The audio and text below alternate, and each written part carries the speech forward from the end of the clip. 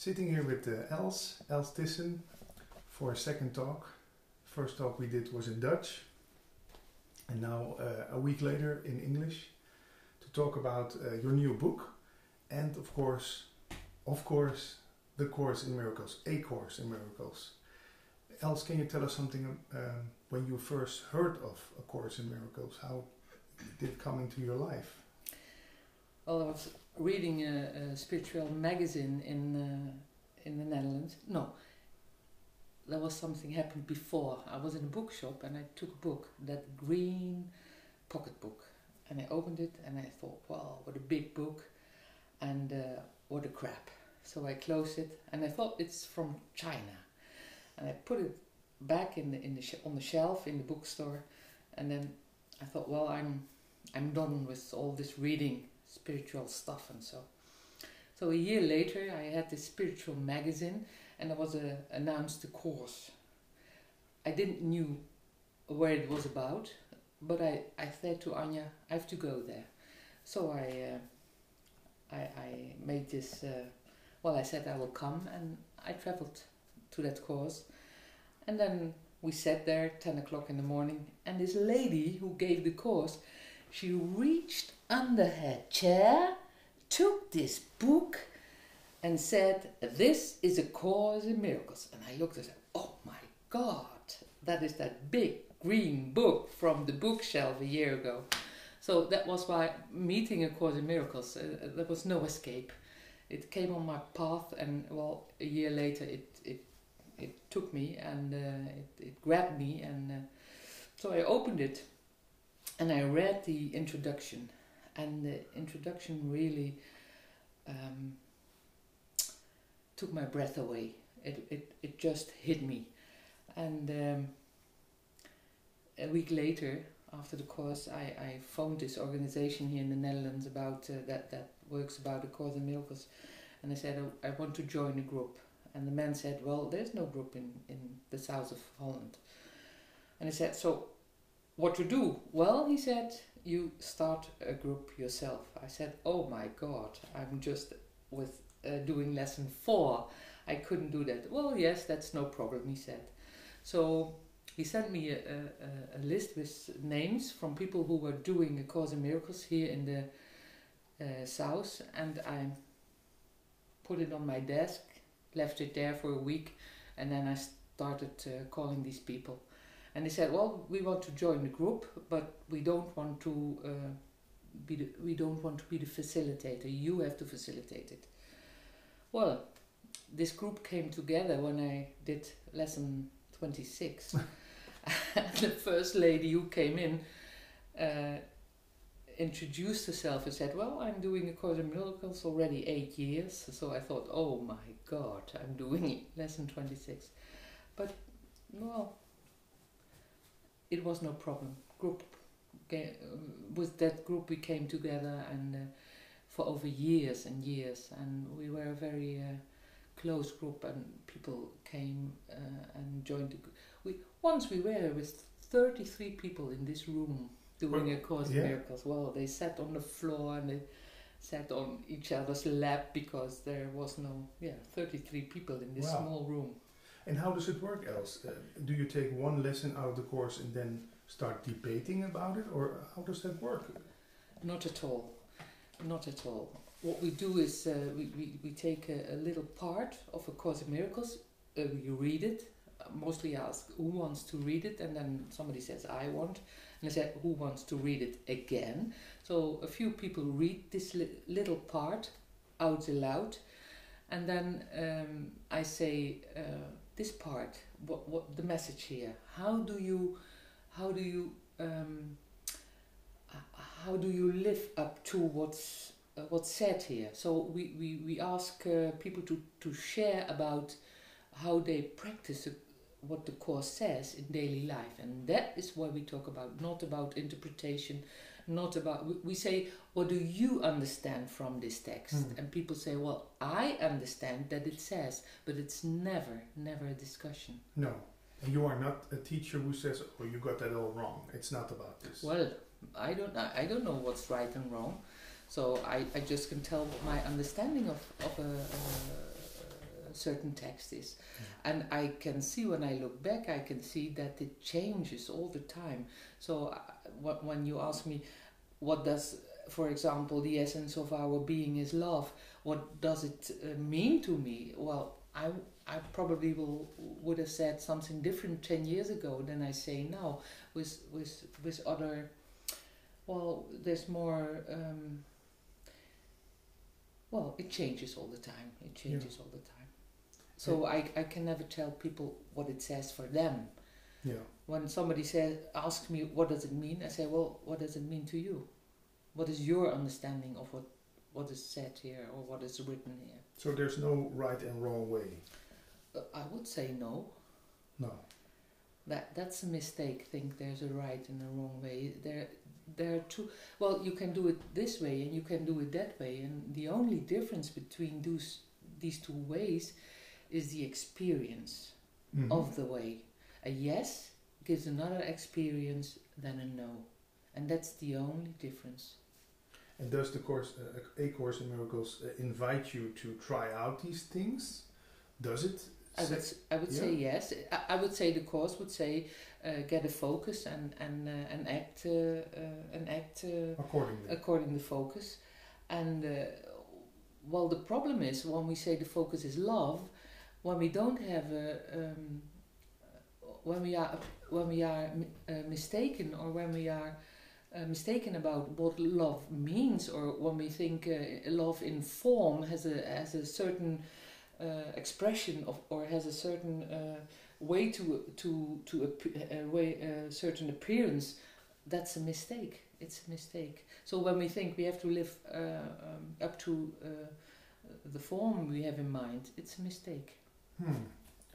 And for me, when I do a little interpretation of the course, it's about love versus fear.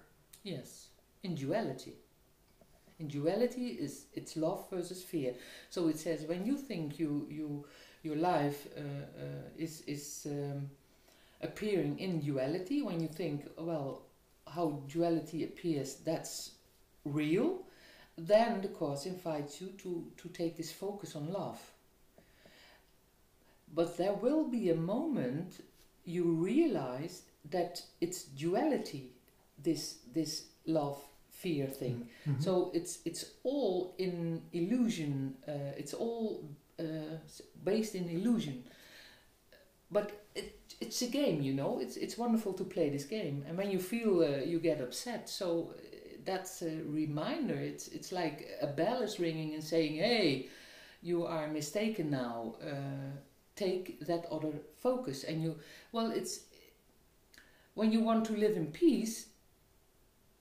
What is helping what can help you to experience that peace? So what helps is the focus on love. That's what helps. The focus on happiness instead on being right. That helps, and that's what the course invites you to choose that focus. And it says, but that's not true. There is only one truth, and that's oneness. No separation. Absolutely not. Still, it seems like you are sitting over there, I'm sitting over here. Well, in duality I am. Yeah, you are a woman, I am a man. Well, in duality I am. Yeah, you are aged 55, I'm aged 45. And so on and so on. I love you for that age. Yeah. My pleasure. Well, in duality? Yeah. Of course, that's the story we tell in duality. And storytelling in duality is a joy when you tell nice stories. Yeah, but it's not the truth. Well, no, it's not the truth of what you really are. It's not the truth of what your essence is. That's not the truth. Okay, if I'm not this 42-year-old man sitting over here, what am I then? Is the logical question. What do you think? I could say, if I'm very bold, I am God acting as a 42-year-old man. Yes, you can say that as long as you don't identify with the I.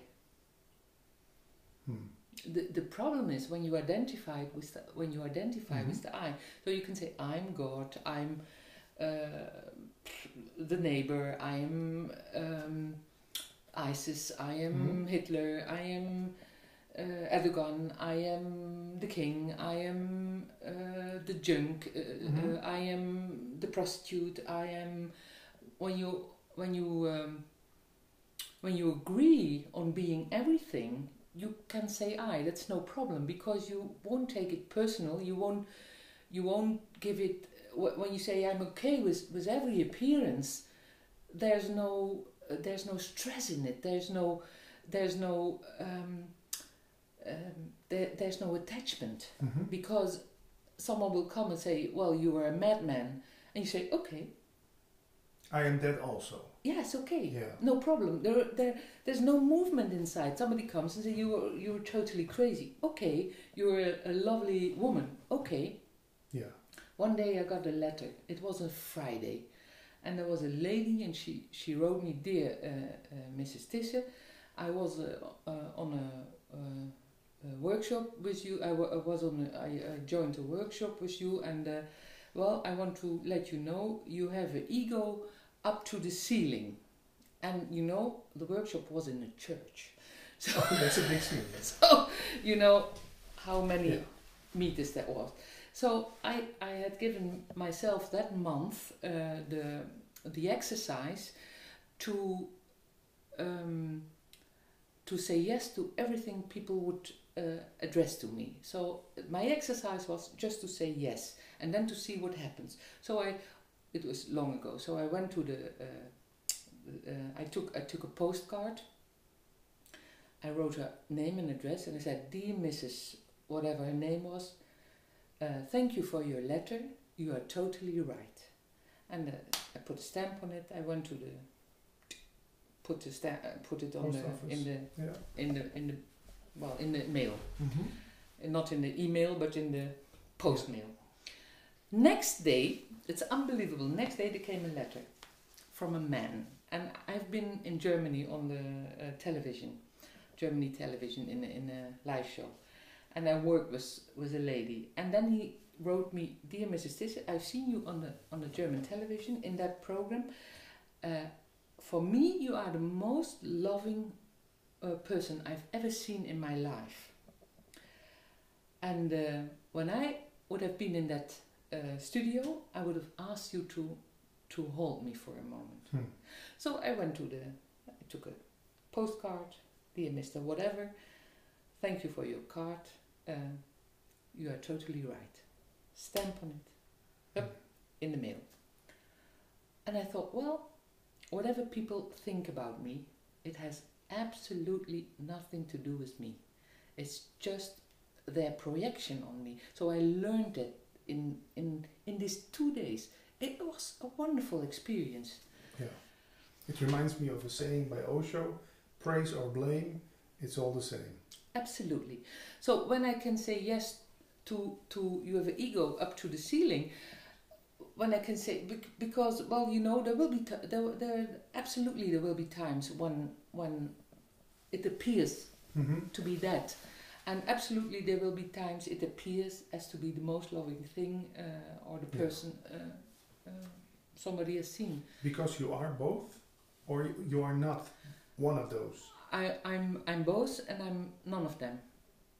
Yeah. Yeah, and so there's no problem in saying yes to what somebody addresses to you, because when I look in my life, I can find all these judgments. I can find them. I can find where I felt myself being stupid.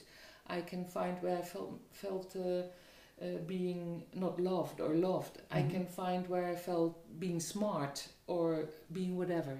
I can all find it. Be aggressive or friendly or whatever. Is that maybe that some people think that enlightenment is a state of only bliss, peace, egolessness? Well, I think enlightenment is sitting here under this lamp. Yeah? Well, there's a lot of light from that lamp, yeah. I don't know what enlightenment is. Is that something that A Course in Miracles addresses? No. No. I would say no. I would No. say no. And it's wonderful that it doesn't. Because when you think there's enlightenment, and then you don't understand that now is the only thing there is. Because you think there's a path to go. Or you could say, I'm God, I'm enlightened, but there's no... When the I comes, there's the mistake. You know, when you say I'm enlightened, well, I'm not enlightened. When I want, am I willing to be the enlightened one, and am I willing to be the not enlightened one? And what enlightenment is, don't ask me. I wouldn't know. Yeah. So no difference for you between President Obama and a hooker on the corner of the street? No difference. It's all the same. All the same? All the same. And do you mean that in a scientific way, that it's all made of the same molecules and DNA? Or is it a much more deeper level that it's... It's all the same because only form differs. And essence is you can't divide essence. And it's all the same, it's just a form that... Well, with the form we can frighten ourselves. Yeah. But what would happen if we just would say, well, there's a man standing, or there's a woman standing, there's a woman talking, and not say, my mother, or again my mother wasn't very nice to me. It's just a woman talking. No labels. Well, my suggestion would be no labels. Well, people who are deaf have and who can't read lips, they can go to their mother, and mother can say anything, and they won't have a problem with the mother. So when my father says something nasty to me, he says, "Oh, you boy, you should get a better job. You should lose 10 kilograms of weight." Well, have you never thought that yourself? Yeah. Well, that's why it hurts. Oh, when it hurts, it's something. That's my opinion again. Yes, when he would say you are like a rabbit, you would just laugh. Yeah. Because you wouldn't believe it at all. But when he says you have to lose 10 kilos, you're well. When it hurts, it's my truth. My truth. Well, it's not your truth. It's your confusion. It's where you have judgments about yourself. Yeah. It's not your truth. Your truth is there's no problem at all. Your truth is you are totally okay. Your truth is you are innocence, you are love, and you are totally okay. And the confusion is that I think that I'm Patrick, 42 years old, who has to lose 10 kilos 10 kilos weight. And probably you think I have to... I just brought a box of chocolates. So Yes. But it's something simple as weight, but it's also the fear of dying. The fear that this Patrick is not going to be here for another 60 years. That's what frightens me the most when I identify myself as being... Dying frightens you more than living? Well, yeah, because now I'm part of the game, and then I'm not. Oh, well. I think, I don't know what's next. Mm-hmm. How is that? Everybody wants to go to heaven, but nobody wants to die, yeah? That's it. How is it in A Course in Miracles? Do they speak about death? And yeah, they say death doesn't exist at all. Because I was never born, or? Well, because it's not your essence. Your essence, your body is not your essence. Your essence is love, and love does not die. When your parents die, you still love them. Mm-hmm. So parents can never leave you because they live in your heart. And you are sitting now here, your mother is still physically alive, but your mother lives in your heart. Yeah. And nowhere else. You can't say my mother lives. How do you know? Yeah, I know she's alive. No, you're sitting here, you don't know. Maybe she dropped dead just a minute ago. Yeah. But our children, our parents, our friends, our beloved ones, they live in our hearts.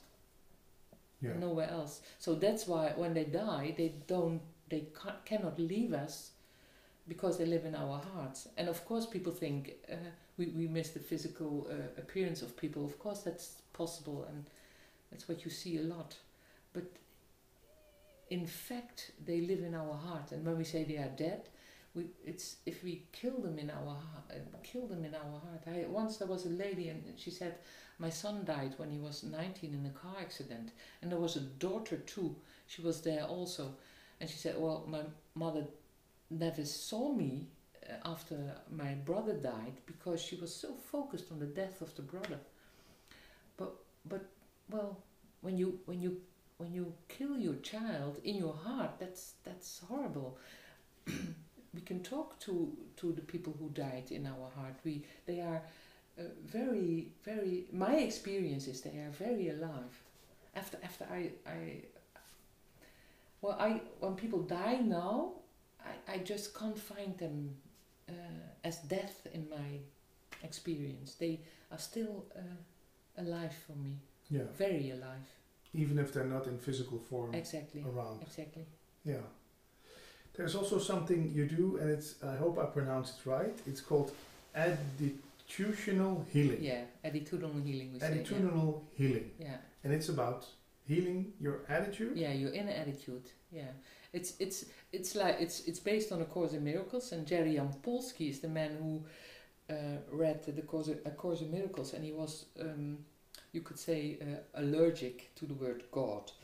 So he thought, well, there must be an easier way. So he adapted 12 principles from a course, and the first one, for example, is the essence of our being is love. Well, you when you are familiar with the Course in Miracles, you will find this throughout the book.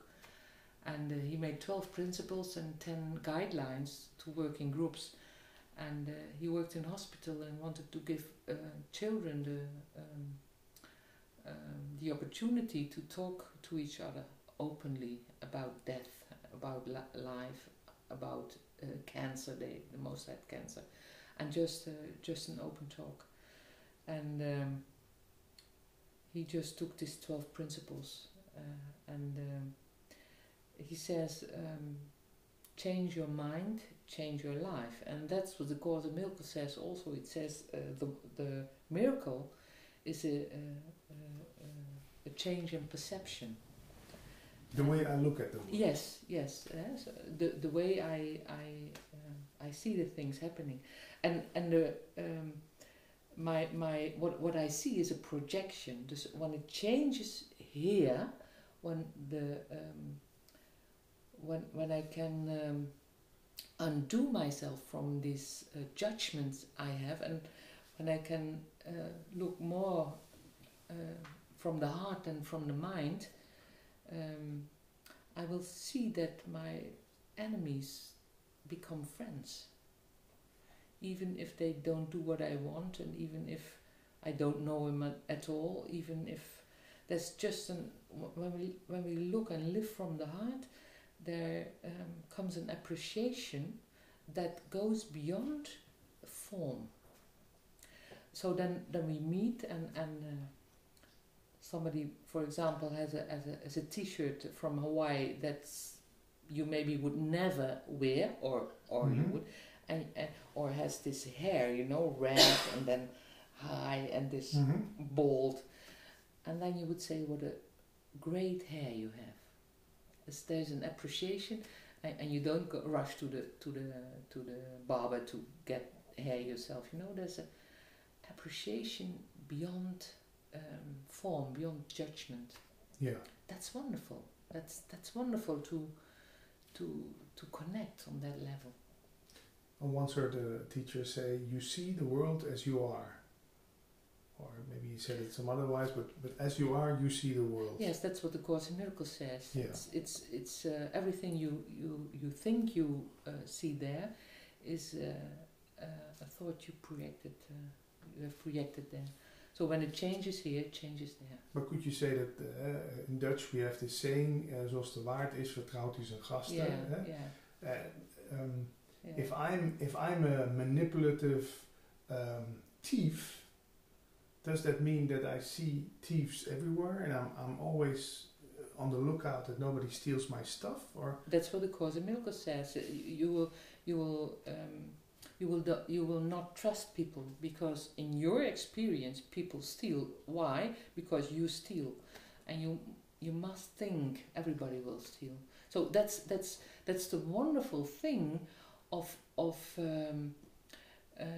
being when somebody bedrogen, when somebody deceives you. Mm-hmm. That's there you think, well, somebody deceived me, and then you find out that you have not the thought of deceiving other people because you just didn't think about somebody could deceive Mm-hmm. you.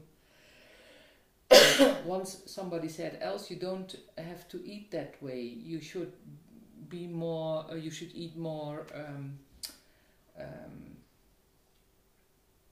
You shouldn't use your hands when you eat." And it really it gave such a pleasure in me because I realized in that moment that I don't live up to conventions. I just eat. Yeah. And well, I use my hands, or I use a fork, or not. And that's being free in a way. It's not living up conventions. You should do it this way or that way. Yeah. And what would be like an attitude that can be healed? Looking at a scary world, at an angry world. Yes. And is it always turned around to see what a loving world it is, or how does that work? Well, when you are scared, you can say what scares me. So there must be thoughts to scare you, because when you sleep and you don't dream, you aren't scared. So you when you wake up and these thoughts come and you believe the thoughts, there's the fear. And what you can do is ask yourself, can I be absolutely sure that it's true what I think? And well, I said already, I never found a yes on that question. Whatever it is that I think, I just can't find a yes on that question. Still Thoughts appear. How should we use thoughts then? As a suggestion, or as a possibility, or never true? Well, a thought is no problem if you enjoy the thought, and if you enjoy if you enjoy the direction in which the thought sends you. But when you don't enjoy the thought, when you suffer because of the thought, then it's a good thing to ask yourself: is it true what I think? Can I absolutely, for 100%, know that it is true? That it is true what I think, and maybe you find the answer no, and maybe you just believe it 1 second or 2 or 3, and there's the fear again because you believe the thought. I would ask it myself 1,000 times, and when it's not enough 1,000 times, I would ask it myself 1,001 times, and 2 and 3 and 4, because it's no fun living in fear. It's no fun. So I would just offer myself the opportunity to stop that movement to scare myself. So there's no scary world outside? Absolutely not. Absolutely not. The only scary world is here. There are people who never come outside because it's so very scary, and they stay in their homes for years. They never come outside. Yeah. How can they know that it's scary outside? They've never been there. Yeah, maybe they see it on television. They think, oh, that's not their world. It's television. Yeah. It's not their world. No. And even when you are, we were invited in Vukovar just after the war in between Serbs and Croatian people, and we were invited to Vukovar and to Zagreb, and we came there and everything was still destroyed. So the houses were all bombed and destroyed, and there were just no skeletons of the houses. And they said you have to walk in the middle of the street because when they fall they can drop on you. No, there were no animals because of the bombs, the landmines. Mm-hmm. And we were invited to give workshops about forgiveness and peace for Croatian and Serb people together. That was very interesting, very interesting. And then somebody said, well, you can't say everything here because there's a possibility they will shoot you. And I said, well, that's not my business. When they want, they should do that. Because when I am afraid of that, when I get scared when people say that, I can't work.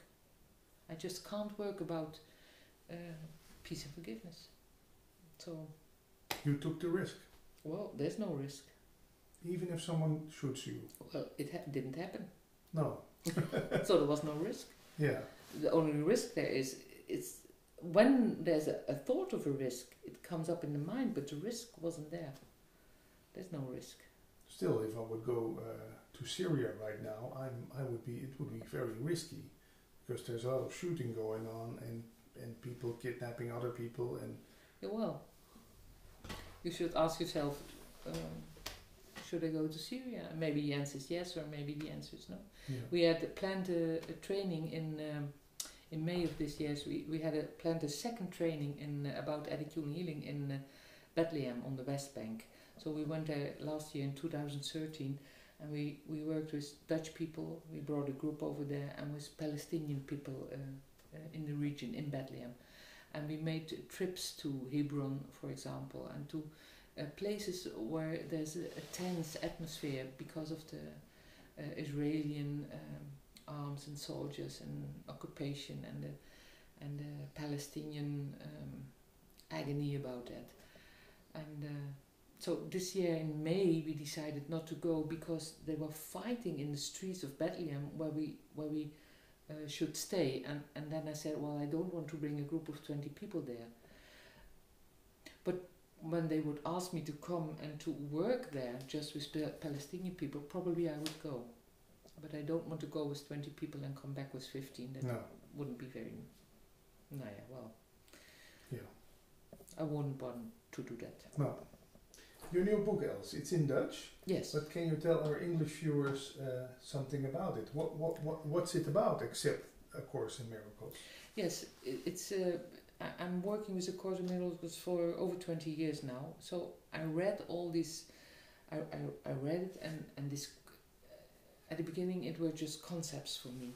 And then all of a sudden I met a family constellation, and by doing family constellation I discovered that what the Course in Miracles says I can really experience directly in this work of the family constellation. So it opened a world for me, the combination of the word and of the experience. And that's what this book is about. There are sentences from A Course in Miracles. I give a little talk about it, and then I give an example from the last how many years, 10 years, 15 years I work with family constellation, where an example of family constellation illustrates what A Course in Miracles says.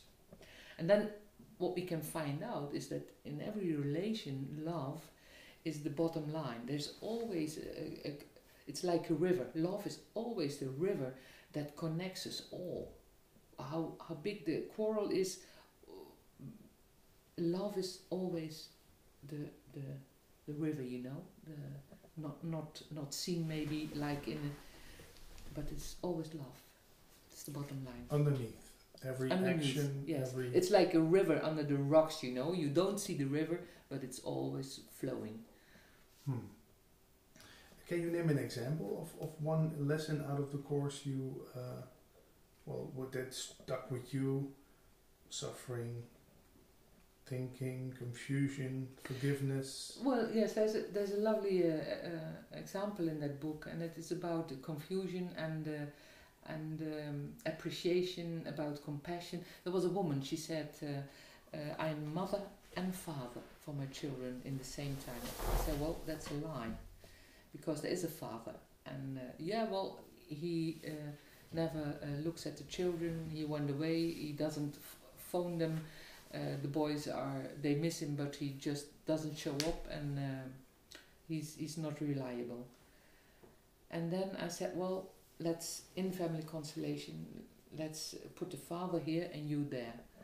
And well, she couldn't even look at the father. And I said, well, do you love your children? Yes, she said, I love them very much, dearly. 2 sons, 1 girl. And I said, well, would you have these lovely children without that father, that specific father? No, I wouldn't. So, well, you can tell him, I thank you for these wonderful children.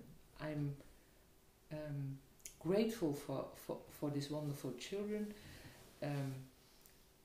forever. There's no exception. And then she looked at me and she said, well, that's true. I said, well, you can tell him. And then she told him. He was there, physically in the room? Well, as a stand-in, of course. Okay. Yes. Yeah. And then she told him, and she said, well, that's a realization. And the man said, the instant, the one who played the father? The one who played the father. He said, I can really feel it, and I feel more relaxed, and I feel that I can open my heart because there's appreciation, and there's a thankfulness for what is truth in this family. And then the children really could relax. And she went home. It was a Sunday. She went home, and we worked more on that. She went home, and then 8 o'clock in the evening, she wrote an email. Boop, it came in, and in the email it said, the father has phoned the youngest son and asked him to go out for dinner and to go with him on holidays this summer. After that? Just 4 hours after we worked, this is what happened. And we see things like this all the time. It just happens all the time. How do you explain that? Is it all connected then? Yes, it is, because love, is what Cause a Miracle would say. An act of love never fails. An act of love is an act of love just always is present, even if it is not received, it still stays present until it is received. So some people receive it earlier, some people with some people it takes a bit longer, but it always will be received. And does it also work for hate? When I say hateful things about my father to a friend? Well, hate works on the one who says it. So it hurts me. Well, yes, when you say it, it will hurt you. Because hate, of course, is not, in truth, it doesn't exist. What is hate then? It's a mistake. It's fear. It's fear translated in hate. So as we have fear translated in grief, we have fear translated in agony, we have fear translated in aggression, we have fear translated in being passive, we have fear translated in madness, we have fear translated in murder, in whatever. Yeah, but they are mistakes. Yeah, they are mistakes. And it doesn't mean it's funny when you meet somebody who hates you, who says, I hate you, or I will hate you, or I will shoot you. Or it doesn't mean that's funny, but it's a mistake.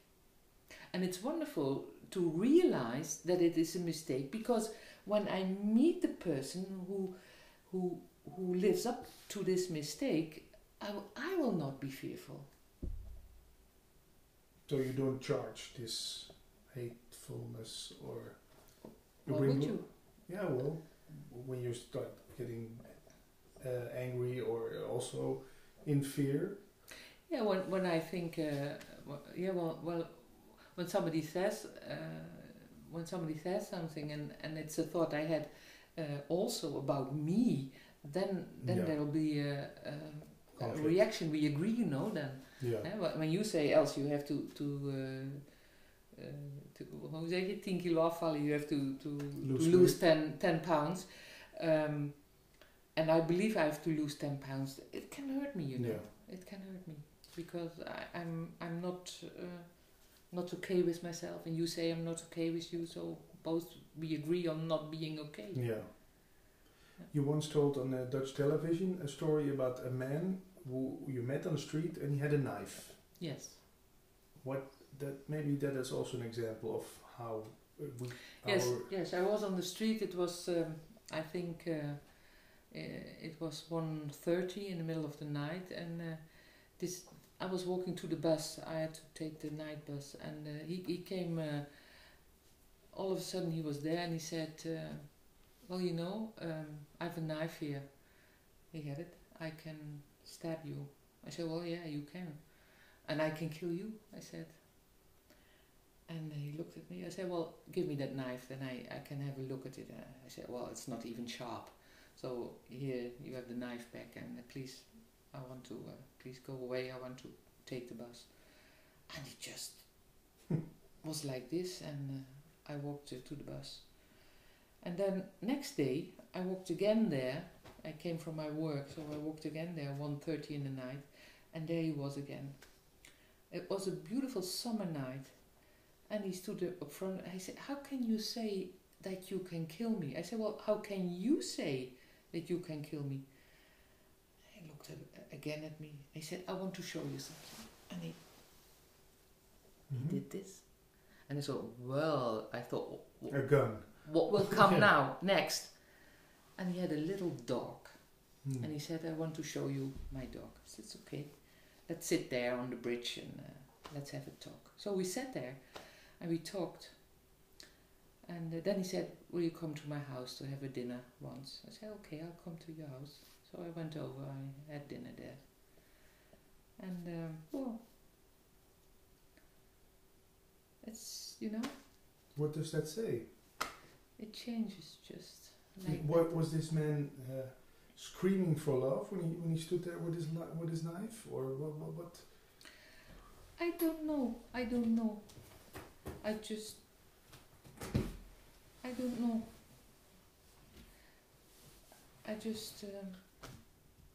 Well, we just became friends in that moment. Yeah. And that's wonderful. It's wonderful not to be afraid. Yeah. That's because you didn't bring fear to the table. If you started screaming then, and maybe then he would...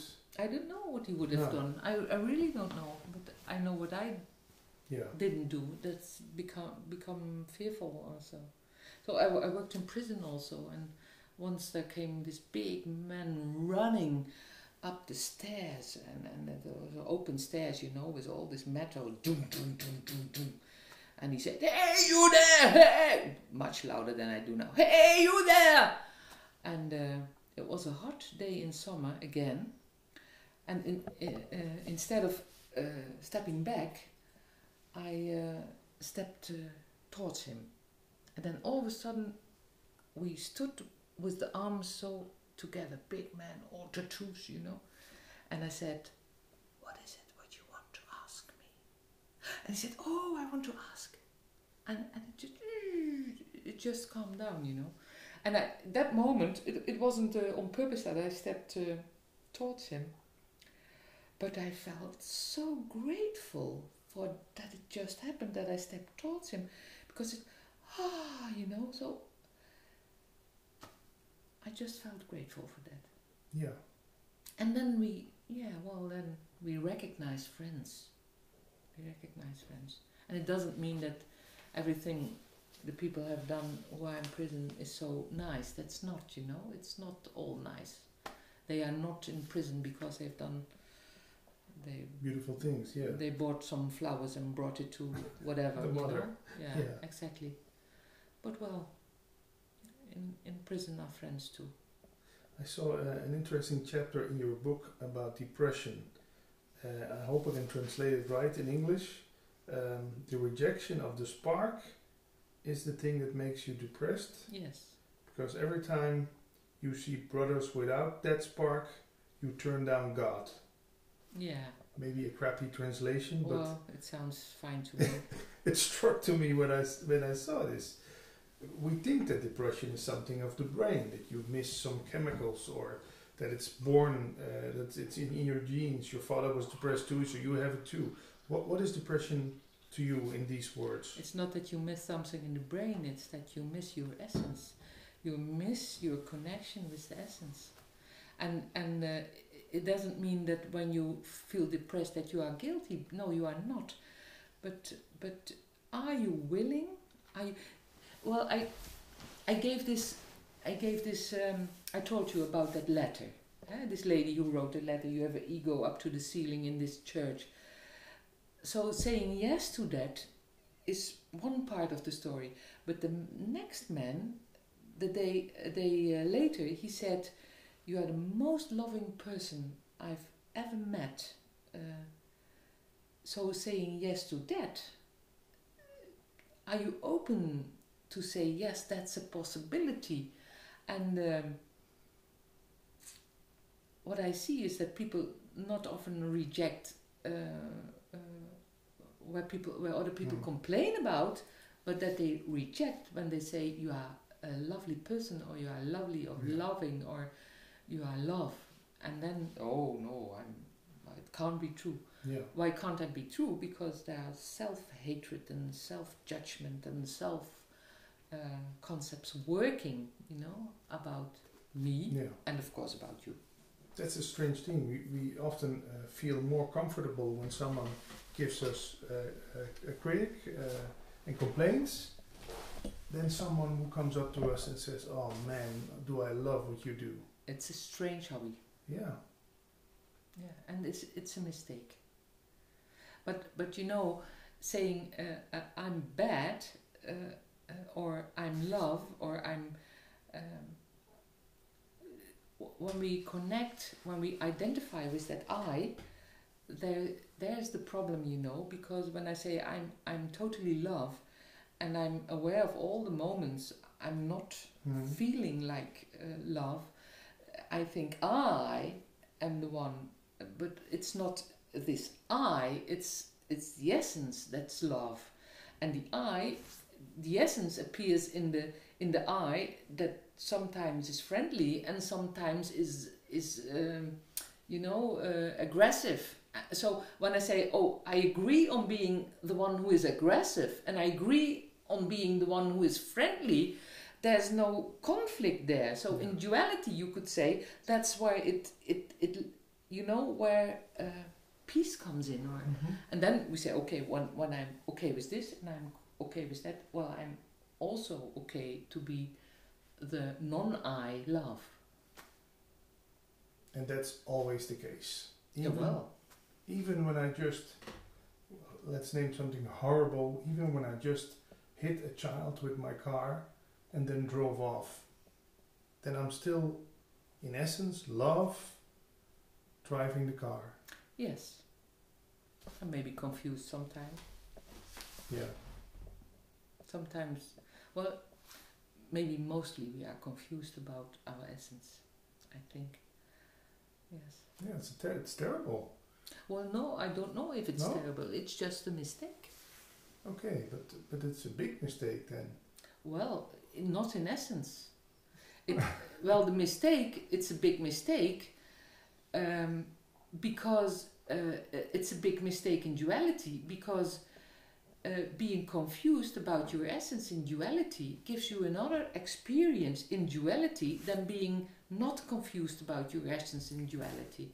So that's what I said. There's no good, there's no right or wrong, but this choice you make will give you another experience than that choice you make. So the Course in Miracles says, when you have a choice, and you have a choice, then please choose for right-mindedness instead of wrong-mindedness.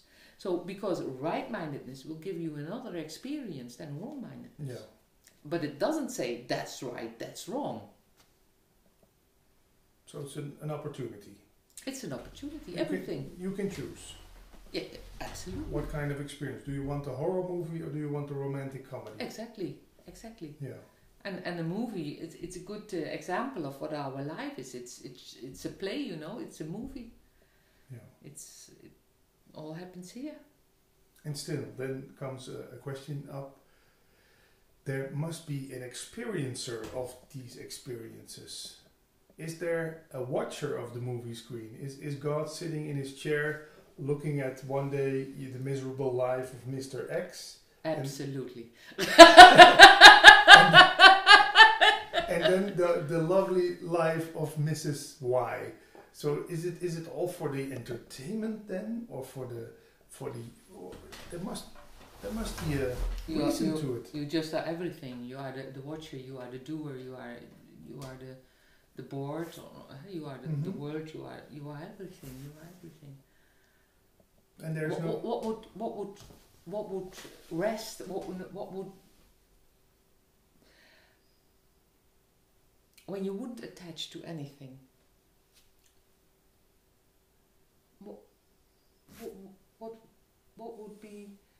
What would be left, you know? Mm-hmm.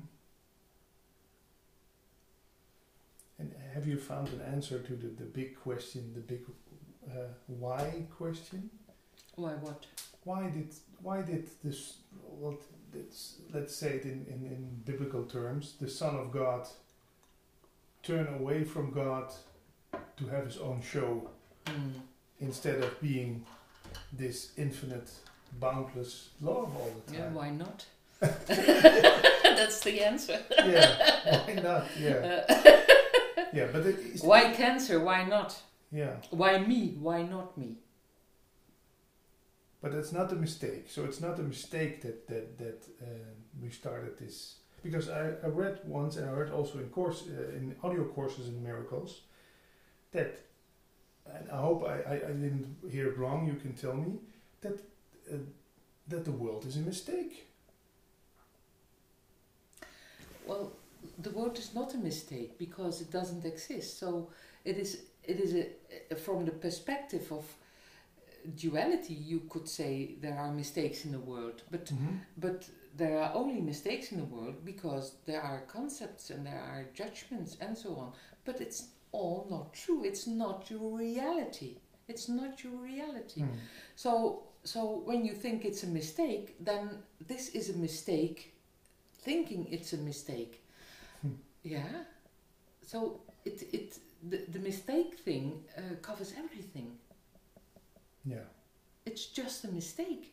It's a game and it's a mistake. It's a game, and as long as we play the game, there's no problem. As long as we say, okay, we are the field on which we play the game. We are the puppets who play the game. We are the ball. We are the goal. We are the spectators. Stadium. Yeah, we are it all. We just are it all, and we are the butterfly who flies over the game. You know, by the ball. We are just everything.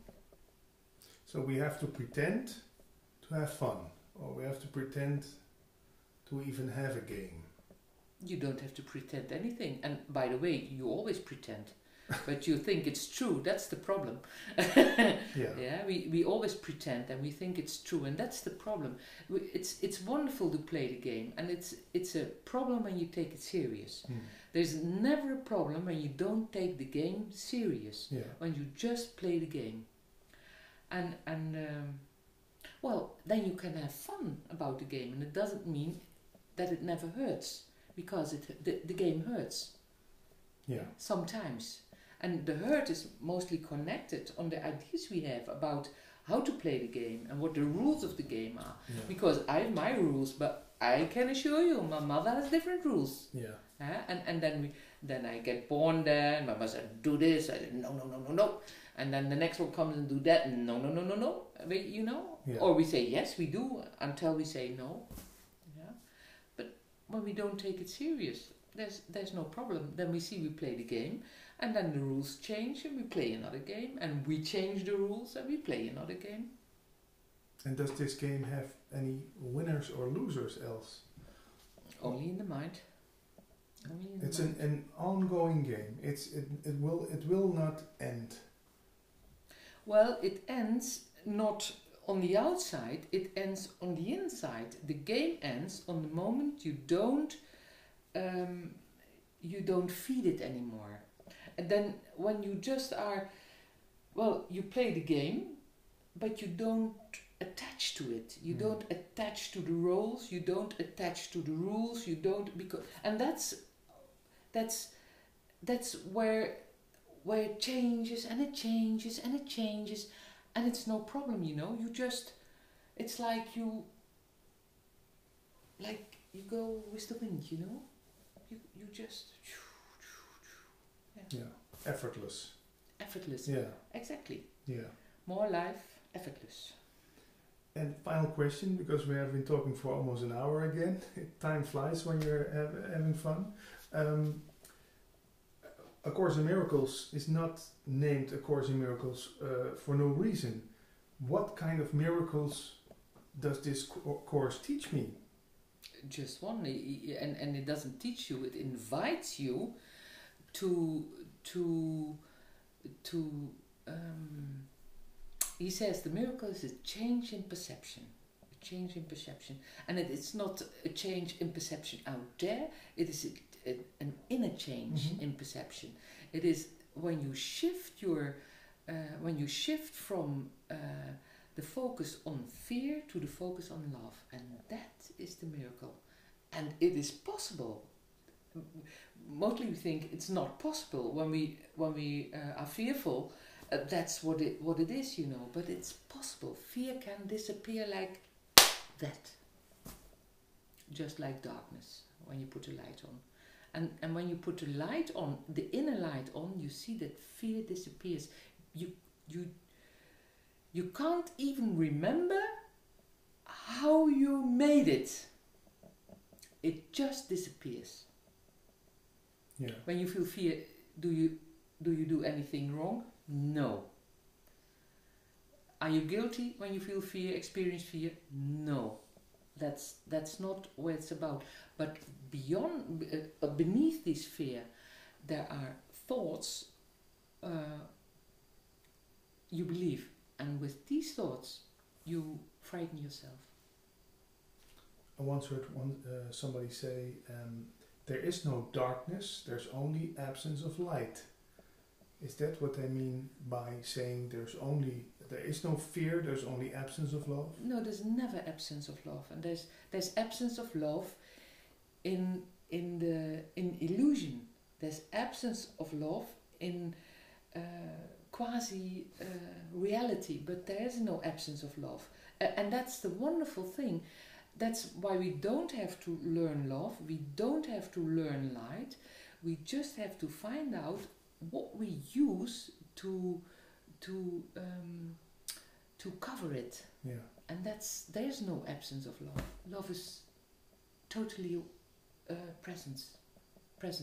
Yeah. Always. Always the case, everywhere. Everywhere. Yeah. In everyone, it's always totally present. Even if people themselves are not aware of it. So what can you do for people that is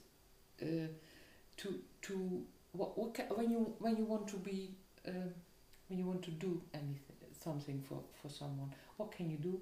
That's being aware of the wholeness and of the wholeness of the one you are sitting with.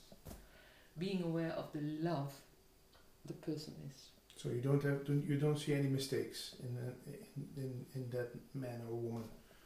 I would say don't focus on the mistakes, focus on the love. Yeah. So just appreciate everybody you meet. Everybody. Just appreciate them. I'm gonna try it. Yes. Yeah, no, yeah. Yeah, well, yeah, that will change your life.